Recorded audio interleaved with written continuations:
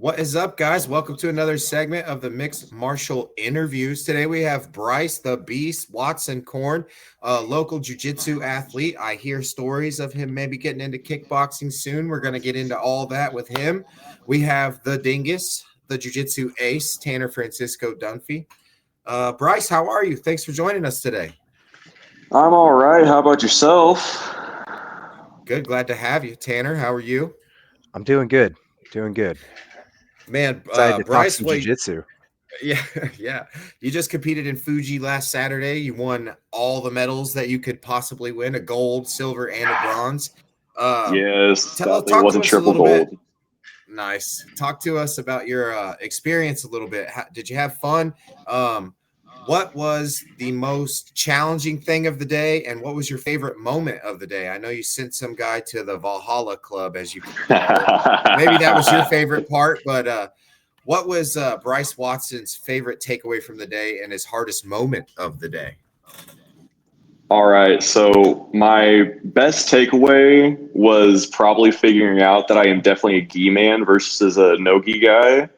Whoa. Yeah, I did not expect to learn that about myself, but that was kind of a bitter pill to swallow because I do like doing no gi a lot. But I kind of think that once you take my leg locks away, then I might be more of a gi guy. I'm gonna hit you with some brown belt knowledge real quick. Invest in tape heavy, then. Yeah, I do. And poor Trust. fingers. I have a picture where my ankles are all taped up and I have my knee sleeves on and they're all taped up too. And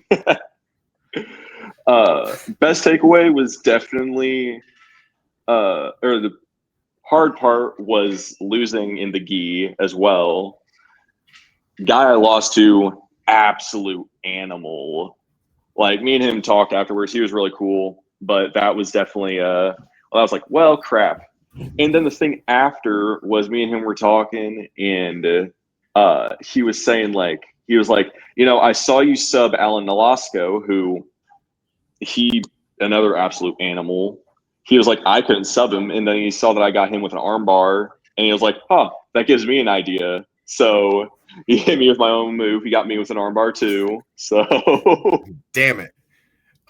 So that's a good that's an interesting topic for a lot of grapplers, like that gi, no gi transition. Now, when I'm playing in the gi, I'm heavy on like the points of contact with the collar until I can get you to try to defend it, and then I'm trapping with your wrist, and then I'm tying your lapel up. When you are approaching that gi game, some guys play that single leg X, they'll play the guard. Like I said, I'm tying up the collar. I'm a heavy pressure guy. What are you looking for in the gi? What's something that Bryce likes to do in the gi aside from no gi, because the grips are so much different?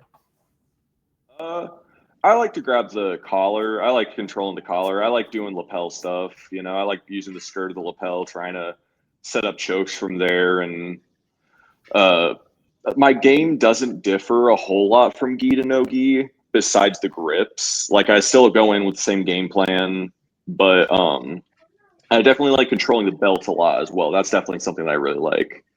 Is I just grab onto the belt and I don't let go unless I absolutely have to. Nice.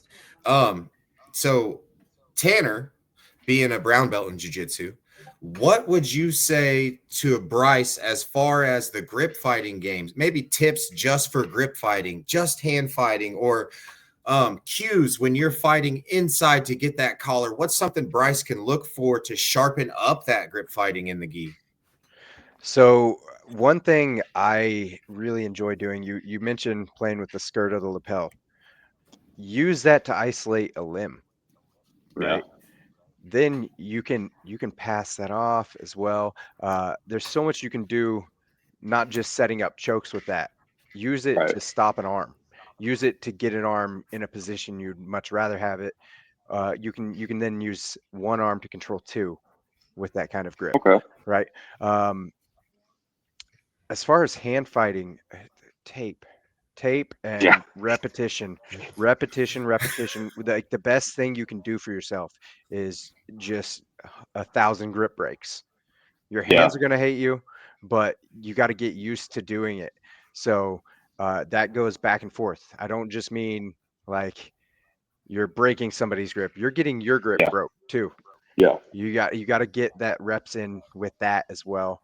And then learning how to. Did you wrestle? No, I did not wrestle. So He butt scooted at me. He tried to oh my butt scoot me. He tried to Imanari roll me, and he tried to footlock me in my own house. I had a ref Saturday. I'll get into that a little bit later, but I had a ref think that I was a wrestler, so Okay. Oh, that's All right. good. All right. I played off well. I played off well. Okay. Okay. Get comfortable with using the lapel to wrestle. Yeah. You can still do no-gi grips in the gi, right? I can still collar tie off of, the base of your skull. I can still try to arm drag, but get used to using that lapel to do that stuff. So I can Right. grab sleeve to start my arm drag, right? Um, yeah, just get used to the grips, grip fighting, grip breaking. Yeah. Repetition is your best friend with the gi, and get used to your knuckles hurting always. Yeah. So, in the gi and no gi, positions translate the same essentially for control, right? Mount, back mount, side control, stuff like that. When you are training in the gi, vice versa, no gi, I'm always looking, to have my Darce choke sharp because that translates both. You, that single leg X control it you clamp down. So like I showed you on the mats, how if you're clamped tight, I could drag you across the floor without you losing positions, stuff like that, if you remember correctly. Yes, I So do. what are positions that you drill into your head consistently that translate to both, right? So are we sharpening tools from mount all the time because we know we're going to be in a gi and no gi situation? What are some things that Bryce works on that goes both? So I'll say positions I drill a lot are mount and side control. Those are my two favorite positions. And most of the time, I'm looking for an armbar from both. Most of the time, I mean, most of my submissions are from armbar, and those are the positions I'm looking for to get to that position. I'm not very good at the back, like taking the back and keeping there. Might be giving somebody in the future a heads up on my weaknesses, but I'm not good at. When I come back up there, we'll have to link up, and I'll teach you some really Yeah. quick, really cement things for the back. Like a couple pointers I have. Like I have 5 things you got to check. So I'll teach you my little 5 checklists, and that'll help you out. Okay. Yeah, but mount is definitely one of them because I even hit it Saturday where I'll get mount and I'll start messing with their arm, trying to get like a faking an Americana or a key lock, whatever you want to call it. I don't remember which position it's for either. Same difference though. And they start to shoot that arm through and they roll over. And what do? They leave their arm wide open for an arm bar. So that's what I've taken people's arms homes with is like 4 or 5 times so far is people from mount leaving their arm open. Okay. So Yeah. you like that. When we started, Tanner and I started, I was actually more prone to getting the arm bar and Kimura stuff. I was like the arm guy. Tanner was definitely the guy that was going to strangle you the fuck to sleep, but I was the guy that was going to rip your arm off. And 2 guys that I really, really paid attention to their system to get in the arm bar is one is this guy really paved the way for our gym, Rhino's gym, Dave Camarillo, the arm hunter, right? Coach Mo talks about him all the time. If when you come back, ask Coach Mo about Dave Camarillo and some of the systems he uses to actually get that arm. There's an arm bar called the Dragon Tail arm bar, if you're familiar with. I know Tanner is. I'm pretty sure Tanner hit that in a Fuji to double gold. The Dragon Tail. And then Lucas Lepre. Lucas Lepre has a great leg game. He's always in the leg entanglements, and he's always got you thinking he's going for the back, and he finishes people with that arm bar from that back transition all the time. So those 2 guys, Lucas Lepre, Dave Camarillo. Tanner, do you have a couple names for Bryce to look for the arm locks? Oh man, for arm Arm bars, obviously, you got to go with the King, Gordon Ryan, Oh and yeah, the one John on Kyle Donaher. Bang was disgusting. John Donaher does a great job, but you gotta sift through a lot to get Yeah. to the meat and Yeah. potatoes on John Donaher. So Yeah. have that fast forward button on standby and be ready. Oh my goodness. Um, He breaks down the breakdown. yeah, Right. it's great, Yeah. but also he gets sidetracked and starts talking about other stuff too, and it's like, I I want the technique, man. I paid for this. Give me the sauce. Yeah. I have given Drew and Zach and Gabriel permission that when I'm coaching, if I start to do that shit, because I will do that, I've given Yeah, those same. three specifically permission to go. One Mm. thing, we've lost it. One thing. So I totally know what's going on. Bryce, being a young jiu-jitsu athlete yourself, I mean, I'm sure you have a bunch of people who you study that wasn't in those names. I'm sure Gordon Ryan and John Donaher. I mean, they're two of the hottest topics in jiu-jitsu. Obviously, they're the most relevant. It's like Oh, for sure. what can we equate that to? Phil Jackson and Michael Jordan, Yep.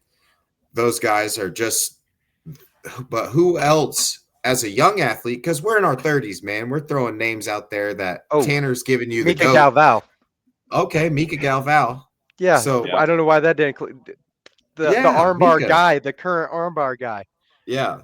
So give us three, Bryce. Three jiu-jitsu athletes that are in your top watch history right now. If we looked up Bryce Watson-Corn's YouTube history, who are the top three names jiu-jitsu athletes in there?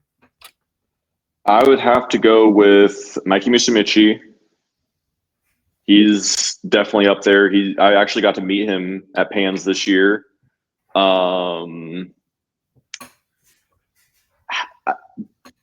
I gotta put both Rotulos up there, not just Okay. one of them, but the Rotulos, and then pretty much the entire PSF team.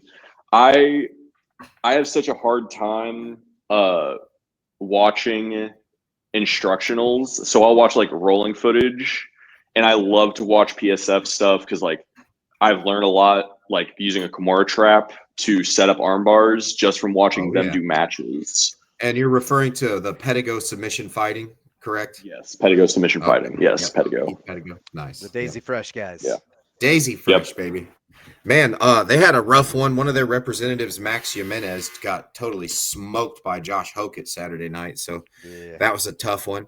I know that you're into MMA and kickboxing and stuff like that as well. Who right now is Bryce Watson's favorite MMA fighter, both in the UFC and on our local scene? I know that you know a lot of guys, Dylan Jackson, Devin Jackson, and a lot of local fighters. So give me your favorite professional fighter in the UFC and give me your favorite local guy that some of these people can pull up their information and check them out. Throw some shine on some of their names right now. Yeah, my favorite professional fighter, I'll be honest, I haven't been watching UFC for a very long time, so I don't want to sound like too much of a casual, but one of my all times is the Diaz Bros, but probably current, I have to say Derek Lewis, just off of his stupid style where that fit when he was going against that big guy, whatever, I don't remember his name. He like faked the eye and he was like, and then he just hit him with that overhand and knocked him right out. I love that. I was love not expecting that. I was not expecting Bryce to hit me with the fucking Derek Lewis. I like it. I love it. I love it. I like Derek Lewis, and then I got to go with Marab. He's one of my favorites too. Yep. It's just his way of smothering people is insane. Yeah, I do find that pleasing myself. Yeah. It is fun to watch. Yeah. Unless it's Corey Sandhagen, which broke my heart. But That hurt a little bit. Yeah. I'll be pinball, honest. Man. Yeah. I was going for Marab during that fight. I can't bet against him. I was too, but I really like Corey Sandhagen. And then, I mean, I gotta go for every guy's choice. Mackenzie Dern, she's up there as well. I see what you did there. This will go out on social media. Good one. Yeah, I'm aware. I'm pretty sure my mom is watching too. So, hi, Mama Watson-Corn. How are you? But I'll say locally, I gotta go with the Jackson boys. We're big fans here too. Yeah, I've trained with them a few times. They've kicked my Dylan. I don't believe I've not been able to spar with Devin yet, but Dylan has handed me out quite a few ass whoopings. Being honest with you, Jiu-Jitsu, kickboxing, both. What is it? What do he beat you up at? All of them. All right, who's got slicker submissions, me or Dylan? And you're on camera. Oh shoot! I did that to you. You should not have, because that's mean. I'll say I don't know. I've only rolled with you once, so that's fair. That's fair. I'm gonna go with Dylan just because I've rolled with him more. Okay. All right. We'll see what happens. Just saying, Dylan. No, it's all fair. That kid's a fucking animal. He is. And then I gotta go with Connor Poe as well. Okay. He's somebody that a lot of my teammates have came up with. Dennis Trosper and then Braxton Decker. They've trained with him a lot. I've only been able to train with him a handful of times, but he's coming up, and here coming up in a couple weeks, he's got his first fight at 125. So he's been a 135er, but he's having his first at 125 here soon. So yeah, I'm pretty sure he fought Keaton Miller at 135, right? He did, I believe. He did, yeah. And Keaton is just that's another local guy. We had him on the Mixed Martial Interview show. He's a fucking dog, man. He cuts a lot of weight to get to 35, and I watched that fight with him and Connor was doing great, man. It's just that, 10 pounds is a big fucking difference. And Keaton Miller is like, when he's not cutting weight, he's a big dude. he's a big dude, so it means a lot. All right, Bryce, I got a couple quick hitter questions for you here. We're gonna do some fight picks after this, but I'm gonna give you 3 quick hitters here, and you're just gonna say the first thing that comes to your mind. Okay? So we got burgers or burritos? Burgers, this guy. Burgers for sure.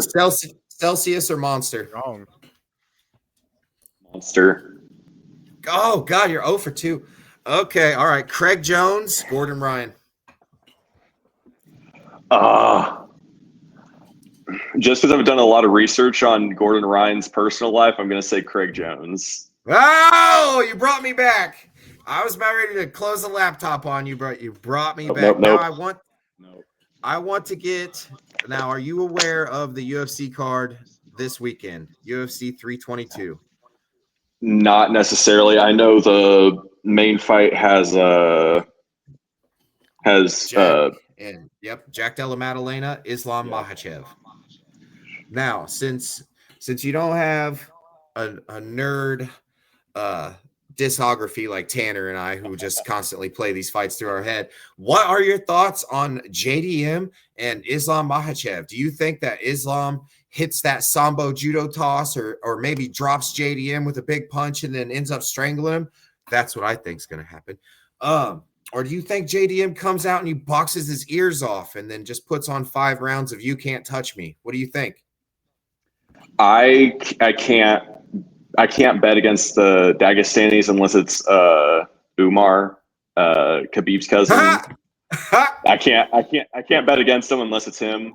So I have to go with Islam just because he's an absolute monster. So I'm gonna guess he's gonna do what he does every other time and just take him down, maul him, probably get a Darson. Nice. You know that AKA is our mother gym, right? Coach Mo got his black belt from Leandro Vieira. Yeah. Yeah. I did not know that. When Islam comes and visits our gym, I'm going to ask you who has better submissions again, me or Dylan Jackson, and your answer will dictate whether you get to come or not. So, moving on.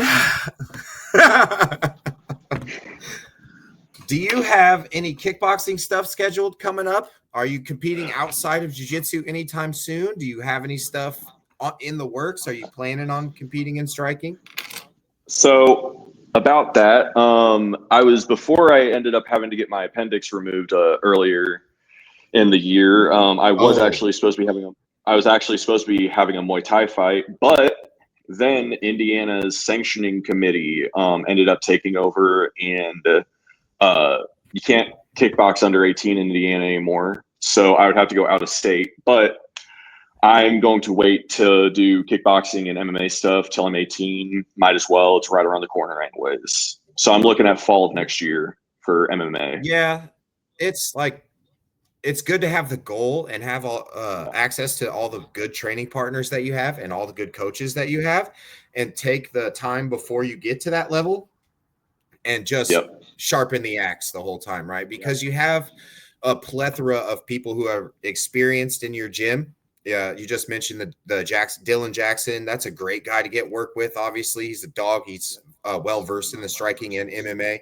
And you're always welcome to come up there with us, and we'll give you rounds. So don't get discouraged, right? Because Drew Runkle, he wanted to kickbox, and man, nobody wanted to fight him because he was 17, right? Nobody wanted to fight a young kid like that. And what, Tanner, that poor kid had to go through 3 fucking hard camps with us as basically just a body learning the game, right? He was in a mock camp like 3 times before he got the fight, but it paid off because when he goes sparring now or striking with somebody, he's so polished in the things that he knows and the things that he does well. So it's really a huge benefit for you right now, especially you're not on the sidelines, bro. You're not sitting at home on the fucking couch. You're like firsthand with these dogs. So take that for what it is. Do you have any more jiu-jitsu matches lined up currently, or are we just, No, I actually have a couple here coming up December 6th here in Newcastle. Midwest Grappling League is having a second card in the Newcastle Armory. Going to do a quick plug here if that's all right with you guys. Yes. This is your time. This is your time, Bryce. All right. We're getting toward the tail end of it, so it's awesome that you're bringing this up right now. I want you to go ahead and plug your socials, do your ad for your match, get it out there, man. And when you're done here tonight, you send me the info. We'll put it on the Buzz Sports Media main page, and we'll promote you a little bit. But have at it, buddy. All right. Midwest Grappling League 2 is going to be at the Newcastle Armory. It is on Smooth Comp. We're still looking for competitors at every level, beginner, intermediate, and expert, which is purple through black. But that'll be my next one. Hoping to bring a belt home. And then I have I don't know if you've heard of Kumite, whatever you want to call it, Kumite BJJ. I actually have a match coming up December 21st in Covington, Kentucky. It's not publicly announced who my opponent is, but I am aware of who it is. I'm not going to say exactly who yet, just because it's not public. But those are my 2 big ones right now, and then I'm just seeing what's going to happen from there. Hell yeah. And before I let you go, Bryce, I want you to kind of, give a message to anybody who's around your age that kind of has a passion for martial arts, or maybe they're a huge UFC fan and they want to know what it's like to actually train and they don't think that it's available in their area, or maybe they know where the jiu-jitsu gym is and they don't have the courage to walk in there. They're afraid of what might happen in there because they're not familiar with it. What would you say to a young athlete who's apprehensive about getting on the mats or has no experience in the mats? Now, if you're Bryce and you're meeting them at the door, what would be your advice to them? Just do it. I mean, my first day, I actually just hit the 2-year mark on Thursday. Hell yeah. And you're a blue belt. That is awesome, Bryce. That is awesome, buddy. And I remembered my first day walking in. You can ask my mom. I was terrified. I remember I had a miniature panic attack in the car, and then stepping in, I was a little shaky, but just do it. I mean, you'll find a great group of guys in most gyms. Don't be afraid, really. I mean, Torres has been nothing but kind to me. Rhinos, you guys were great. I mean, really just get on the mats. It will help a lot, you know? Like if you're a UFC fan and you want to try some stuff like this, go ahead and get on the mats. I will say, leave your ego at the door. Oh yeah. If they don't, we will leave it there for them.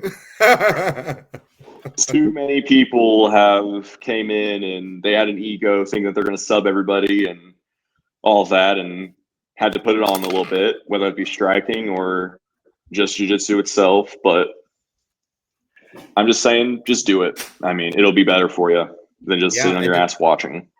Describe the feeling of the first time that you submitted someone and you stopped being the fucking nail, when you were like, I figured it out. What is that like? Because if you could bottle that feeling up and sell it to a motherfucker, you'd get everybody in the world on a jiu-jitsu mat. What's that like? Yeah, man, that is one of the best feelings in the world. Like, I don't know how to explain it. It's like Christmas times 5. Yeah. It's like getting exactly what you wanted for Christmas times a billion. Really, it's the best feeling on earth. And I will say, I to this day am still the nail. I just every once in a while get to be the hammer. Hey, same, buddy, same. And that will be your career for the entirety of it, as long as you're doing the right thing. You know, if you're the guy in the room who's never the nail, you're in the wrong damn room. For sure. But Bryce, dude, I just want to, shout you out. You're a young man, 17 years old, and everybody watching. You can do this. You can put your young friend or your child, or he's chasing the right things. He's chasing health, self-betterment, self-improvement. He's out doing everything you want a young man to do, and he's not running around doing silly things, right? At the end of the day, he might have some bruises. He might get lumped up. It might be a rough day at the gym for him, but he's going to be a better person the next day for it. And life's just awesome, right? I will say, speaking about bruises and all of that, Fuji mats are the worst. I hate zebra mats with a burning passion. I need to get a petition started to ban zebra mats. They're the worst thing on earth. I have scars from my first tournament. I'm gonna have scars from my last. Facts. All my toes are pink. Yeah. Yeah. Well, Bryce, thank you so much for joining us tonight, man. I hope to see you up here in Lafayette getting some rolls.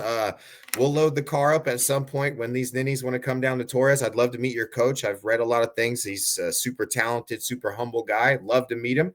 Tanner Francisco Dunphy, your feet stink and you look ugly. That's all I got for the night. When I come back. Thanks for joining us, guys. This is Bryce Watson-Corn. Go follow him on social media. He is the beast. He's coming to a jiu-jitsu mat near you. The Spazzy Blue Belt .23 on Instagram. There you go. Okay.